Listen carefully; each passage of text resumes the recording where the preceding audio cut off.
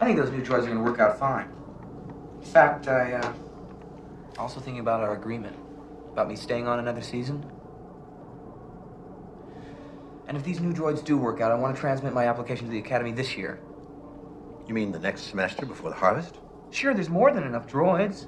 Harvest is when I need you the most. It's only one season more. This year we'll make enough on the harvest that I'll be able to hire some more hands, and then you can go to the Academy next year. You must understand I need you here, Luke. But it's a whole nother year. Look, it's only one more season. Yeah, that's what she said when Biggs and Tank left. Where are you going? Looks like I'm going nowhere. I have to go finish cleaning those droids. Oh, and he can't stay here forever. Most of his friends have gone. It means so much to him. I'll make it up to him next year. I promise. Luke's just not a farmer, Owen. He has too much of his father in him. That's what I'm afraid of.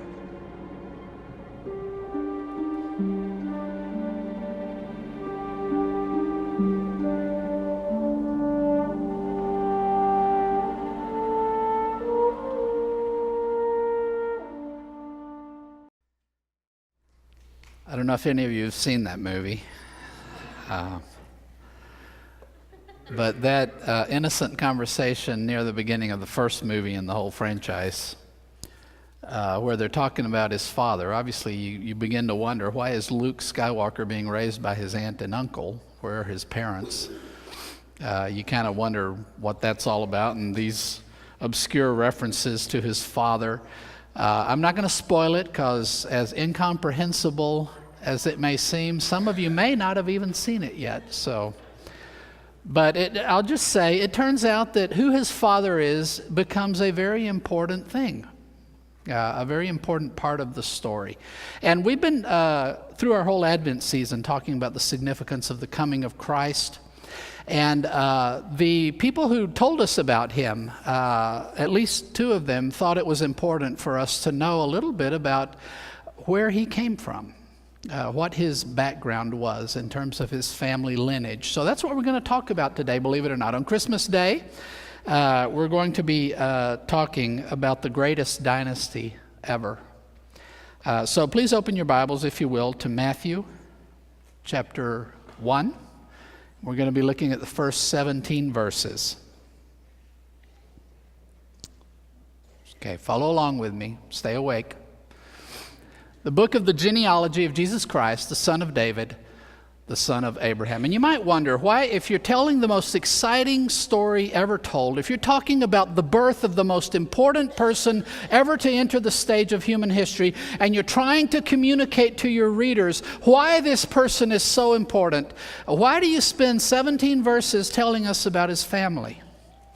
You might think that's not a terribly exciting way to start the story, but I want you to notice how he starts off his gospel. He tells us up front who he's talking about: Jesus Christ.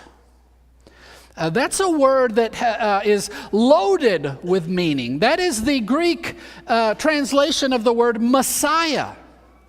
And he's saying up front, let me tell you about Jesus, the Messiah. And his gospel is really geared toward Jews, toward people who are intimately familiar with all that God has been working out through the Jewish people and the nation of Israel, through centuries of communication and revelation and prophets. And the books of the Bible have been collected over this long period with the people of Israel. And he's communicating to these kinds of people, and he's telling them up front, this is the one that in all of Scripture we've been promised was coming. This is the one we've been told for centuries, millennia even, that God was going to send. The promised Messiah, the King who would restore all that was broken, who would establish the eternal kingdom of God. So up front, he's telling us, this is who I'm writing about: Jesus, the Messiah, the promised King. And that's why he's going to tell us about his family lineage, because when God, through the centuries and through the many prophets, was telling Israel that he was going to send the Messiah, he gave some specific information about him. He said that he would be born to a certain family. He would be born within a certain family lineage. He would be born in a specific location.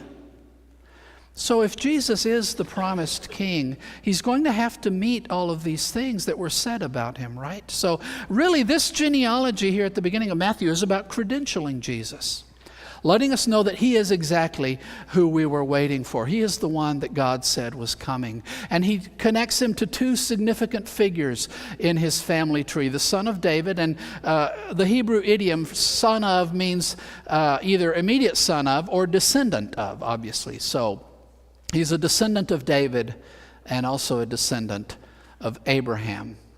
So let's look at the genealogy. Abraham was the father of Isaac, and Isaac the father of Jacob, and Jacob the father of Judah and his brothers, and Judah the father of Perez and Zerah by Tamar, and Perez the father of Hezron, and Hezron the father of Ram, and Ram the father of Amminadab, and Amminadab the father of Nahshon, and Nahshon the father of Salmon, and Salmon the father of Boaz by Rahab, and Boaz the father of Obed by Ruth, and Obed the father of Jesse, and Jesse the father of David the king. He actually breaks the genealogy into three sets. This is the first set that is connected to Abraham. Now, Matthew follows kind of the Hebrew approach to telling genealogies. You start with the head of the family and you work your way down.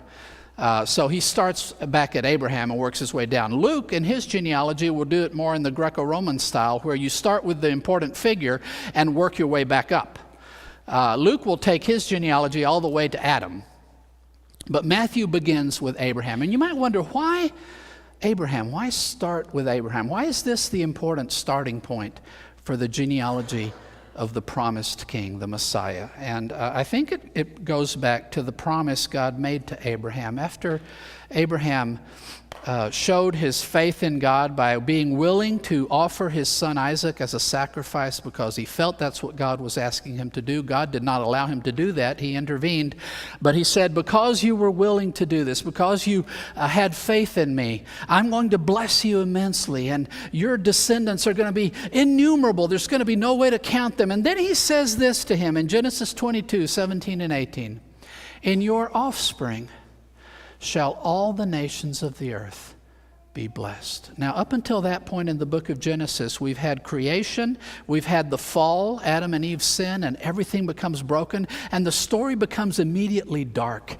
Cain kills his brother Abel, and all of a sudden, the earth is so filled with violence and wickedness that God almost exterminates humankind and saves humankind through Noah and his family. And we have constantly, over and over, this image of a whole world, a whole creation fallen under the power of sin and death, and it seems irrevocable. And all of a sudden, Abraham appears on the scene.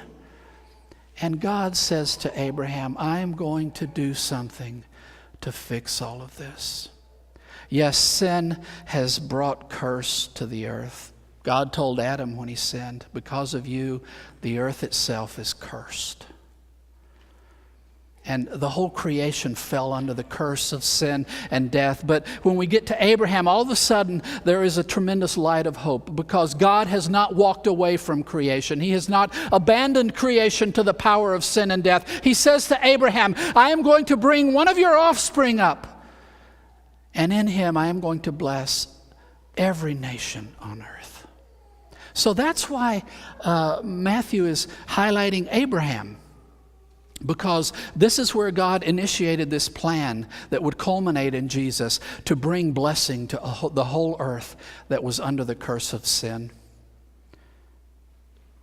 We continue in the genealogy. And David was the father of Solomon by the wife of Uriah, and Solomon the father of Rehoboam, and Rehoboam the father of Abijah, and Abijah the father of Asaph, and Asaph the father of Jehoshaphat, and Jehoshaphat the father of Joram, and Joram the father of Uzziah, and Uzziah the father of Jotham, and Jotham the father of Ahaz, and Ahaz the father of Hezekiah, and Hezekiah the father of Manasseh, and Manasseh the father of Amos, and Amos the father of Josiah, and Josiah the father of Jeconiah and his brothers at the time of the deportation to Babylon. The next significant figure that he uses to kind of break this genealogy in 3/3 is David. And you might wonder, why is David important? Well, God had said to Abraham, I'm going to use one of your descendants to bless all the nations of the earth, but he wanted to give a little more information about what to expect. How exactly is this blessing going to come? How is this descendant of Abraham going to bless all of the families of the earth? So God, when he's communicating with David centuries later, 400 to 600 years after Abraham, God gives some more information about what he's going to do, how exactly he is going to bring this blessing to the earth through a descendant of Abraham. And this occurs after David is well established. He is now the king of all the territories of Israel. He is the greatest king Israel ever had. The greatest military leader, the greatest spiritual leader. He led Israel to finally understand their identity as a people together and the people of God. He really inspired them in their love of God and wrote many songs of worship. And to this day, we sing songs that David wrote.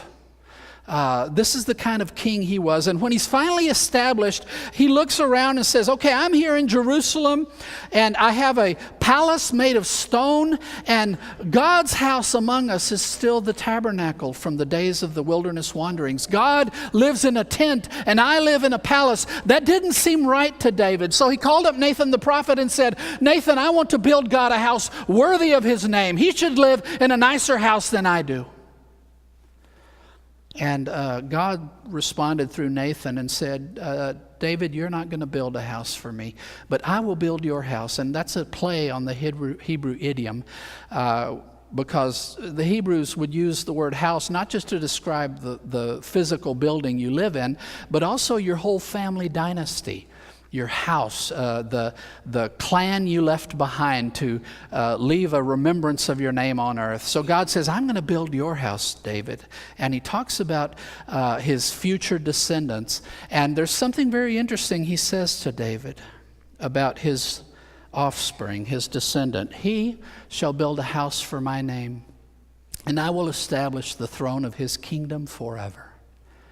I will be to him a father, and he shall be to me a son. Now, in some ways, part of what God says there applies to his son Solomon, who does build the temple in Jerusalem.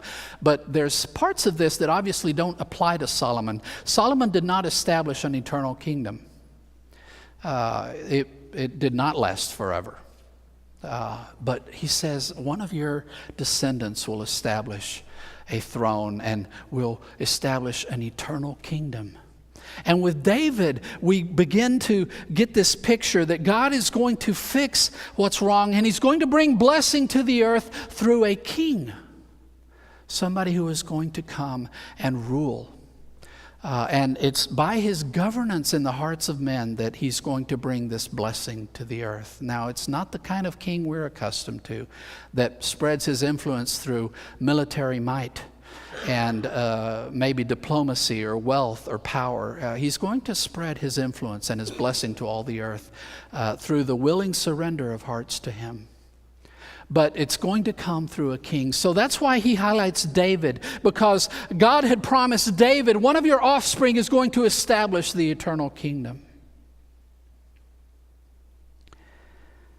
Let's finish the genealogy. And after the deportation to Babylon, Jeconiah was the father of Shealtiel, and Shealtiel the father of Zerubbabel, and Zerubbabel the father of Abiud, and Abiud the father of Eliakim, and Eliakim the father of Azor, and Azor the father of Zadok, and Zadok the father of Achim, and Achim the father of Eliud, and Eliud the father of Eleazar, and Eleazar the father of Mathan, and Mathan the father of Jacob, and Jacob the father of Joseph, the husband of Mary, of whom Jesus was born, who is called Christ. Now you might wonder then, why the third division? The third dividing point is the deportation to Babylon. If you read the Gospel of Matthew, some people are a little upset with Matthew because he is uniquely angry with his own Jewish people. Among the gospel writers, Matthew has some of the harshest words for the religious leaders in Jewish life. He has these woes, and he calls them whitewashed tombs, brood of vipers, all these things. He has very hard words for them. And his frustration throughout the gospel is, God has brought what he promised, and it's Jesus, and why are you not trusting in him? Why do you reject him? Why do you want nothing to do with him? He's everything we had been promised. That's kind of the thrust of the gospel. It's a challenge to his readers to embrace who God has sent, to embrace Jesus as their Messiah. So I think he highlights this as an important dividing point in the genealogy, as a reminder, as a warning. Why did the deportation to Babylon happen? Well, if we read the Old Testament story, God over the centuries had continually been communicating to Israel, giving them this covenant and inviting them to be in this relationship with him and to trust him and to follow him. But Israel continually turned away from God, and they wanted to follow after other gods, and they preferred the ritual prostitution of the fertility cults around them and all of the things that went with that. And they wanted to worship all these other gods in addition to God, to Yahweh. And after centuries of this, and God continually sending his prophets and warning them, there's no life down this path. This is a path to destruction. And the people would kill the prophets or threaten them to be silent, to tell them nothing about what God was trying to tell them. And after centuries of this, we reach the point where God says, okay, have it your way. You want nothing to do with me. I will stop messing. And God removed his protection from Israel, and they became easy prey. There were great empires rising in the earth at that time. And at first it's the Assyrians, and the northern tribes fall under the Assyrians, and then the stronghold in the south is the tribe of Judah, and the descendants of David are on the throne, and they hold out a couple of hundred years longer, but eventually they also fall. And it's to Babylon that they fall. And that's the most devastating event in the history of Israel, is when the Babylonians came in and the thing they thought could never happen happened. The temple was destroyed. God's house among them was torn to the ground. Every large building was destroyed completely. The wall around the city was made rubble. The city was just devastated, and everybody was either killed, or almost everybody was either killed or carted off into slavery and exile. So far away that the prospect of ever returning home was just impossible. In fact, 70 years they remained in exile before anybody was allowed to return. All this happened because what God was trying to do with them, they wanted no part of. There's a warning in this genealogy.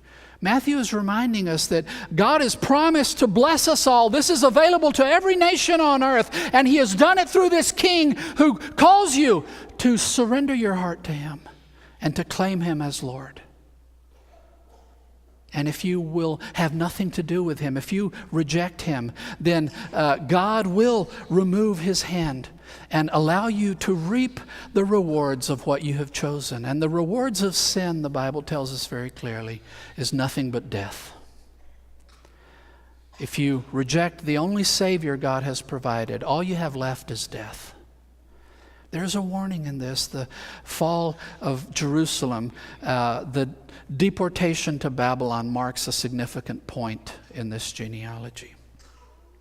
And he highlights these main points in verse 17. So all the generations from Abraham to David were 14 generations. And from David to the deportation to Babylon, 14 generations. And from the deportation to Babylon to the Christ, 14 generations. So in case we missed it, he highlights these are the three main points in this genealogy I want you to pay attention to.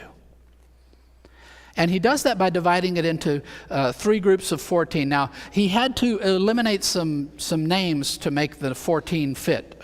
Some of those were a little bit longer. So he shortened some parts of the genealogy, which was not a strange thing. It was something that you would do when you're listing a long genealogy. You might cut out some generations. And people wonder, what's the significance of 14? I don't know if he's doubling 7, the perfect number. Some people say, well, if you look at the name of David in Hebrew and assign numerical values, if we did A, B, C, A being 1, B being 2, C being 3, doing that. If you did that with the Hebrew alphabet, and you took the name of David, which in Hebrew would have no vowels, it would just be D, V, D, or Dalet, Vav, Dalet.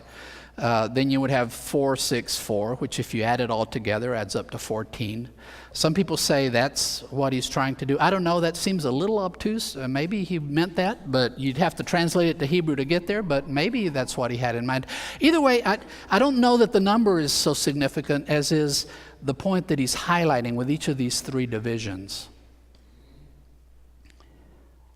I also want to mention a couple of things that are spread throughout this genealogy. There are 5 women mentioned in the genealogy. Obviously Mary, who gave birth to him. But there are 4 women mentioned earlier in the genealogy that you would have thought he would have skipped over.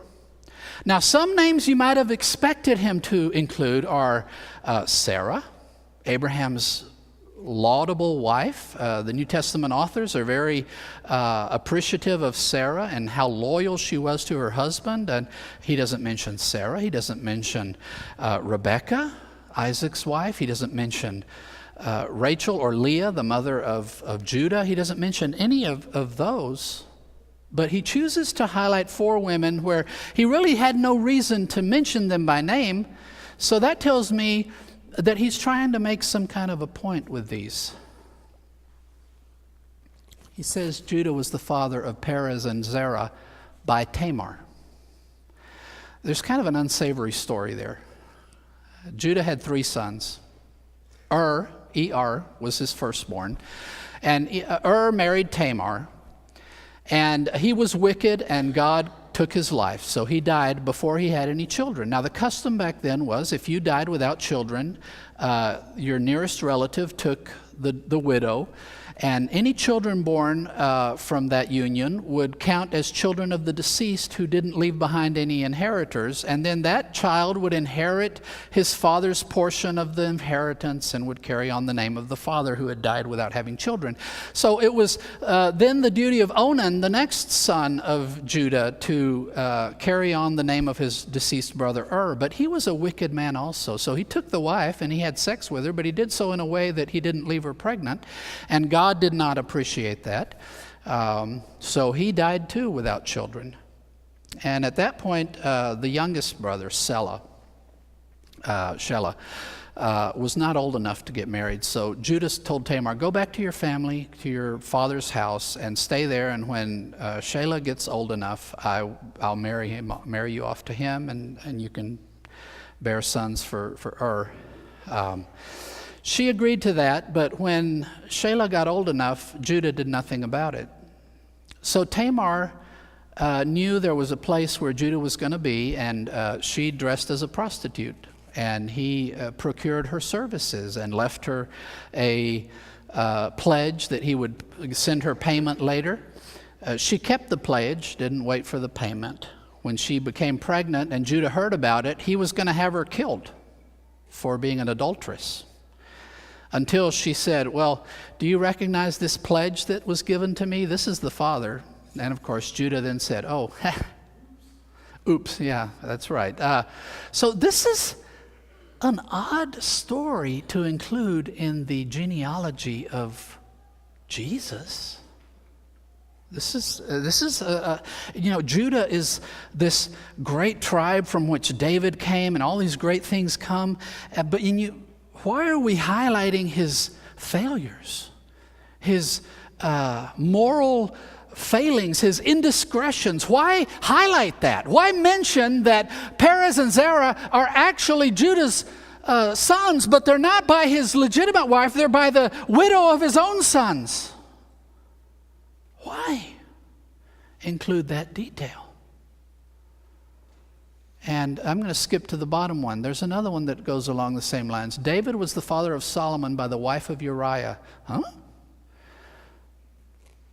What's David doing with somebody else's wife? We know the story. This is the great sin of David. His army was out fighting, and he's out walking around the palace. He should have probably been with his army, but he's at the palace and happens to see Bathsheba there bathing and thinks she's beautiful, calls her up, gets her pregnant. And when she tells him, he calls up her husband, Uriah, and says, okay, he asks Joab, the army commander, to send him back with a report. And he says, okay, well, go relax at home and spend some time with your wife. And what he's hoping is that he'll think that the child is his.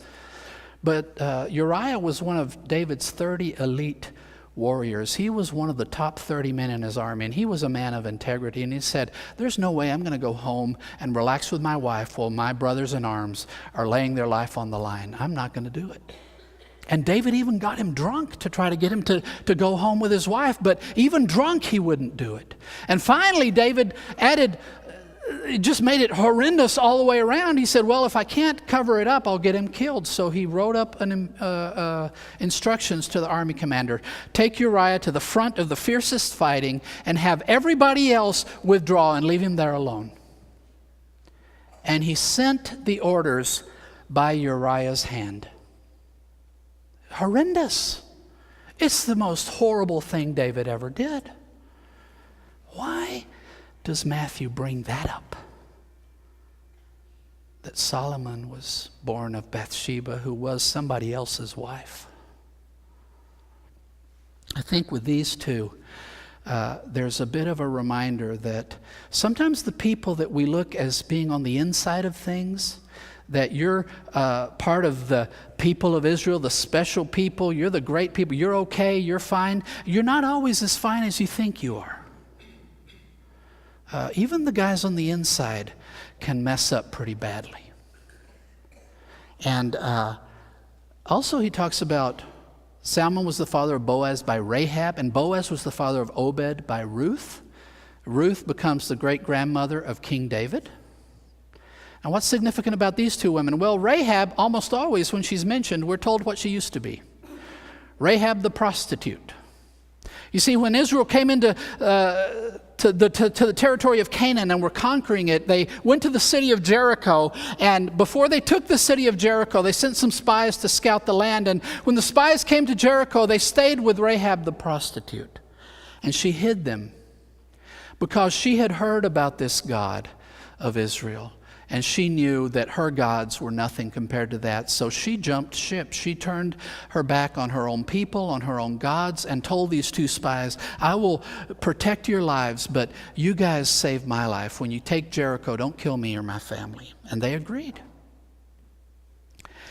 Here's a woman who became a part of Israel because she chose to put her trust in God, even though she came from the complete opposite side. She was part of the enemy.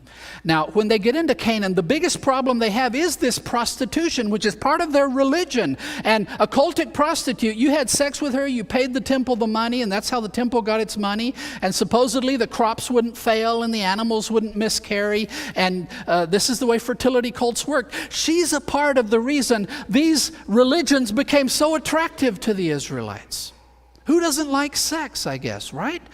She represented the very thing that made the deception so enticing. You would think she's the kind of person God wouldn't want to have anything to do with. And yet there she is, an ancestress of David and of the Messiah himself. Ruth was of the people of Ammon. She was an Ammonite. And there is in Deuteronomy 23 verse 3, there is a prohibition. You shall not allow an Ammonite to become a part of the congregation of Israel ever. Period. And yet there she is. Why? Because when her husband died, who was an Israelite, and her mother-in-law was going back from the territory of Ammon to Israel, she said, I'm going to leave my family behind, and I will go with you, Naomi, and your God shall be my God, and your people shall be my people. Just like Rahab, she left behind her pagan gods. She left behind her tribe and said, I want to be a part of the people of God. And because of her faith, she was welcomed, even though supposedly she should not have been. I think Matthew is including these things to remind us, it doesn't matter how close you think you are, don't let that convince you that you're perfectly okay. It doesn't matter how far you think you are. You may think you have no right to come to Jesus. It doesn't matter how far you are. He came for every nation on earth. He came for you as well. So this is who we're celebrating today. We're celebrating the birth of the one who God said was going to bring blessing to every nation on earth. That means you. Whatever your background is, you may say, I'm just not a religious person. He came for you as well. It doesn't matter. And he came to become king. The way we receive his blessing is by recognizing that we're making a mess of things, that sin has got a hold of our hearts, and that with sin running our lives, there's no way it can go well. So we claim him as king. We claim him as Lord. And that's the way in which he rescues us. That's the way in which he saves us. And then let me remind you of the warning of the Babylonian exile. When God invites you, when God extends the offer to you, all you have to do is receive it. But if you say, I don't want anything to do with you, God, Jesus, you're not for me. I'd rather do it my own way. Then let me warn you, God will respect your wishes. He will take his hands off and say, okay, have at it. But you know, when you're not under God's protection and when you're not under his guidance and his care, you are easy pickings. And every force of evil out there can do whatever it wants with you. And we are our own worst enemy. When we surrender our hearts to sin, sin has nowhere to go but death. So I want to invite you today on this Christmas day. Claim Jesus as your Messiah, as your Christ, as your Lord. Receive from him what God has promised to bring. And don't resist, don't turn him away. We're going to sing a song of invitation. While we're singing, I want to ask you to come forward. There will be people here up front who just want to take your hand and pray with you. But if there's any decision, any commitment God is putting on your heart this morning, please come while we sing. Steve and Patty, could you help me? And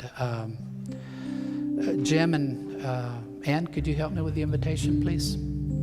Let's all stand. Please come while we sing.